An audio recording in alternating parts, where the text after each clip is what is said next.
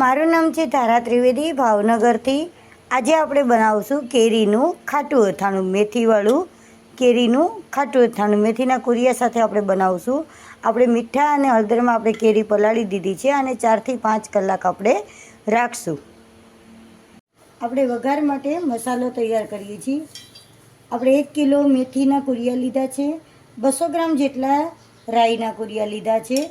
લાલ મરચાં આપણે વઘાર માટે મસાલો તૈયાર કરવા માટે આપણે કરશું. પહેલાં આમાં હળદર આપણે એડ કરી દઈશું.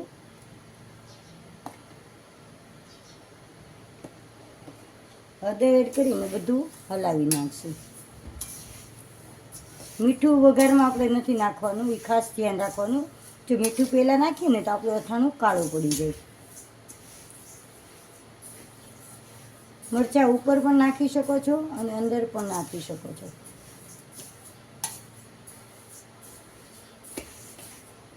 હવે આપણે આમાં થોડાક મરી દાણા એડ કરશું. મરીની સુગંધ આમાં અથાણામાં ખૂબ જ સરસ આવે છે.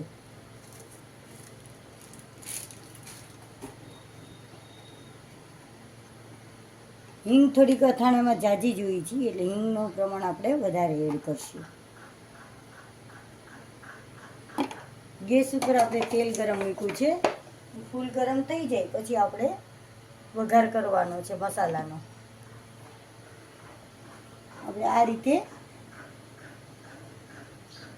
આ રીતે બે ઓલા નાખીને જોઈ લઈશું આપણું તેલ આવી ગયું છે કે નહીં.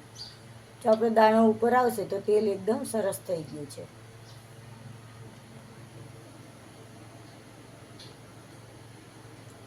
હવે તેલ એકદમ ગરમ થઈ ગયું છે ફૂલ. આપણે ડોયાની મદદથી આ રીતે ગેસ બંધ કરી દઈશું. પહેલાં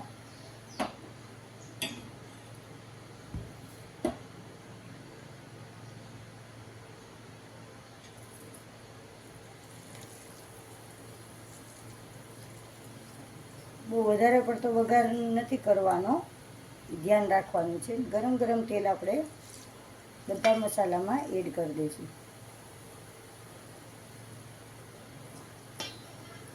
આટલું તેલ જ ગરમ કરવાનું છે.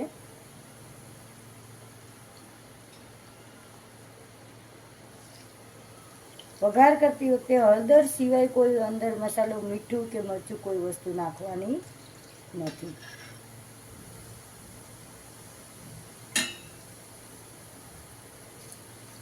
હવે આપણે જે આ વધારાનું તેલ છે એને ઠરવા માટે મૂકી દઈશું.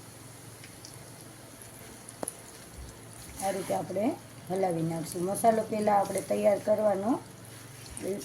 જ્યારે કેરી આપણે પલાળીએ ને ત્યારે આપણે મસાલો વઘાર કરી નાખવાનો, કારણ કે એને ઠરતા વાર લાગે છે.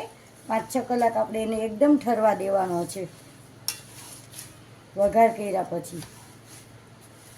હવે સરસ મજાનો મસાલો તૈયાર થઈ ગયો છે અને આટલું તેલ આપણે અથાણા માટે ઠરવા માટે આપણે ગરમ કરી રાખ્યું છે. હવે આ ઠરે એ માટે આપણે રાખી મૂકવાનું છે.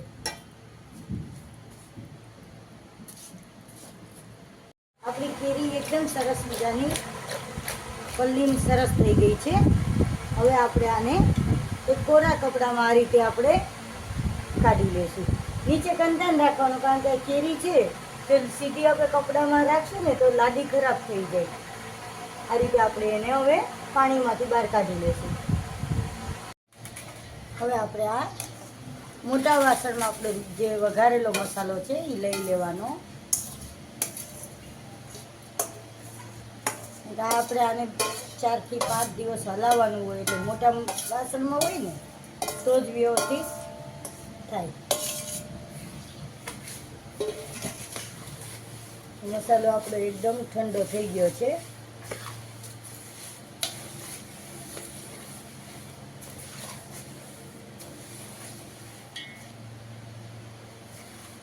આપણે આમાં હવે મીઠું અને મરચું એડ કરશું.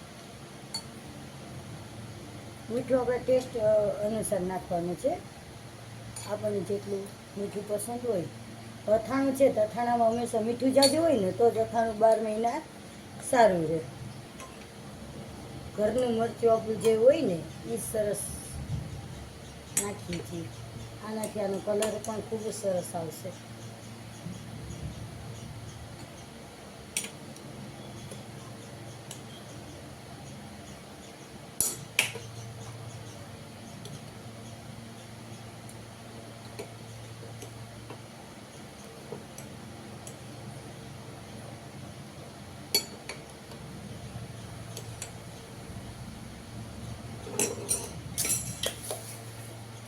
પછી પાછી જરૂર પડે તો પાછું મરચું આપણે નાખશું.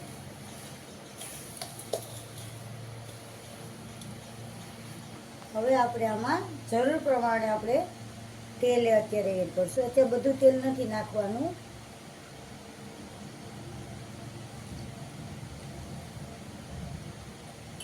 થોડીક આપણે વરિયાળી પણ નાખશું. વરિયાળીથી આમાં સુગંધ ખૂબ જ સરસ આવે છે.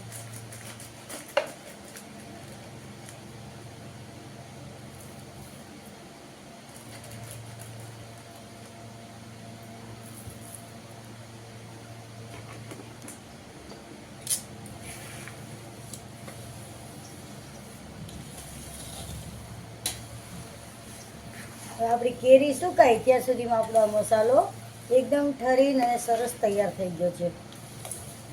કેરી સુકાય એટલે આપણે સીધી આને મસાલામાં મિશ્રણ કરવાનું. આપણી કેરી એકદમ સરસ મજાની કોરી થઈ ગઈ છે, સુકાઈ ગઈ છે. આપણે આ રીતે જોઈએ છીએ એકદમ સુકાઈ ગઈ છે બિલકુલ. આપણો મસાલો પણ એકદમ સરસ મજાનો ઠરી ગયો છે.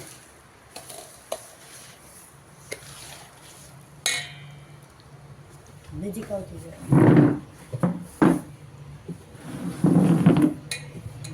લાઈટ કરજે. લાઈટ કરીશ ને.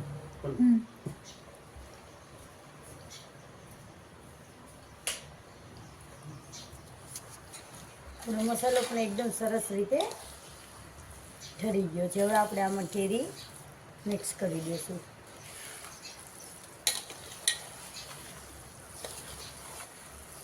અને 2 થી 3 દિવસ આપણે તગારામાં જ રાખશું હલાવવા માટે. કેરી નાખ્યા પછી આપણે જોઈએ એ પ્રમાણે આપણે તેલ એડ કરશું.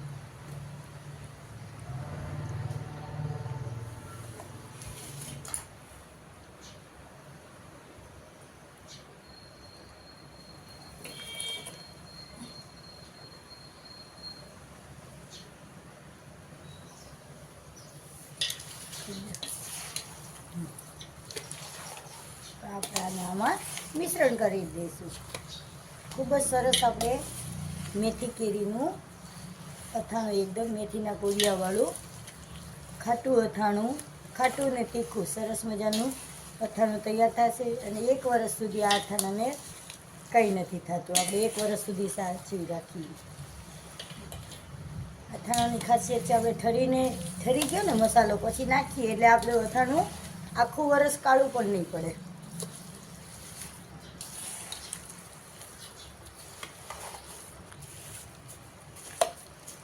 હવે આપણે જોઈએ એમ હવે આપણે જોઈએ એમાં તેલ એડ કરશું. એકસાથે બધું તેલ નથી નાખવાનું. આ ગરમ કરેલું તેલ છે તે આપણે રાખ્યું જ છે. આપણે જે આટલું પીવાઈ જાય પછી પાછું બીજું નાખવાનું છે.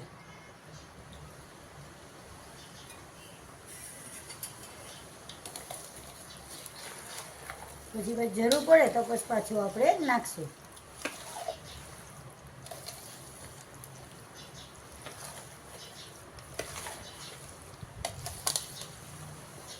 હવે આપણે આમાં બધું તેલ એડ કરી દઈશું. ડૂબડૂબા તેલ હશે તો જ અથાણું સારું રહેશે.